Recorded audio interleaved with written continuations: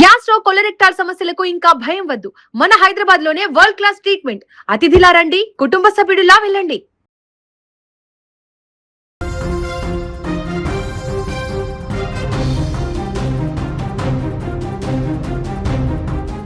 అనకాపల్లి జిల్లా అచ్యుతాపురం మండలం సముద్రంలో కలకలం రేగింది. నలుగురు నిపుణులు సముద్రంలో చిక్కుకున్నారన్న సమాచారంతో పోలీసులు పరుగులు తీశారు. మెరైన్ పోలీసులు రంగంలోకి దిగారు. గజ ఈతగాళ్ల సాయాన్ని తీసుకున్నారు. అతి కష్టం మీద సముద్రంలో చిక్కుకున్న వాళ్ళని తీరానికి చేర్చారు. దీంతో అంతా ఊపిరి పీల్చుకున్నారు. ఇంతకీ ఆ నిపుణులు సముద్రంలో ఎందుకు వెళ్లారు, అక్కడ ఏం జరిగిందో తెలుసుకునే ప్రయత్నం చేద్దాం. విశాఖపట్నం పోర్టు నుంచి బుధవారం నాడు ఒక ప్రత్యేక బృందం బయలుదేరింది.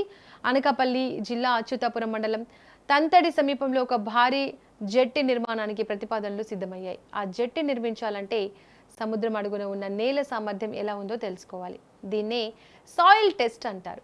ఈ పరీక్షలు నిర్వహించడానికి నలుగురితో కూడిన సాంకేతిక నిపుణుల బృందం రంగంలోకి దిగింది.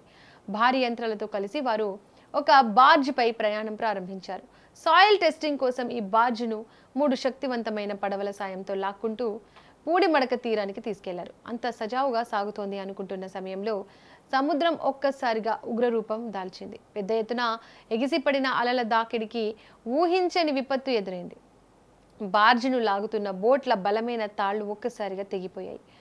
అలల ధాటికి మిగిలిన బోట్లో అక్కడ నిలవలేక పక్కకు తప్పుకోవాల్సి వచ్చింది.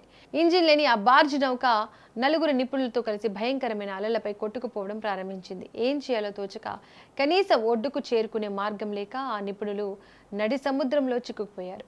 ఇక సముద్రంలో బార్జ్ చిక్కుకుపోయిందనే వార్త అందగానే పూడిమడక మెరైన్ పోలీసులు, అచ్యుతాపురం స్థానిక పోలీసులు ఒక్కసారిగా అలర్ట్ అయ్యారు. విషయం తీవ్రమైంది కావడంతో వెంటనే భారత నేవీ మరియు కోస్ట్ గార్డ్ అధికారులకు సమాచారం అందించారు. సమయం తక్కువగా ఉంది, చీకటి పడుతోంది, అలల వేగం పెరుగుతోంది. దీంతో ఏమాత్రం ఆలస్యం చేయకుండా పూడిమడక మెరైన్ పోలీసులు స్థానిక మత్స్యకారుల సాయం కోరారు.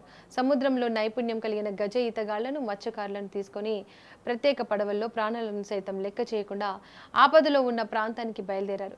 చీకటి పడుతున్న సమయంలో రాకాసి అలల నడుమ గాలించి అతి కష్టం మీద బార్జ్ను గుర్తించారు. అత్యంత చాకచక్యంగా వ్యవహరించిన మత్స్యకారులు, మెరైన్ పోలీసులు ఆ నలుగురు సాయిల్ టెస్టింగ్ నిపుణులను బార్జిపై నుంచి సురక్షితంగా తమ పడవల్లోకి మార్చారు.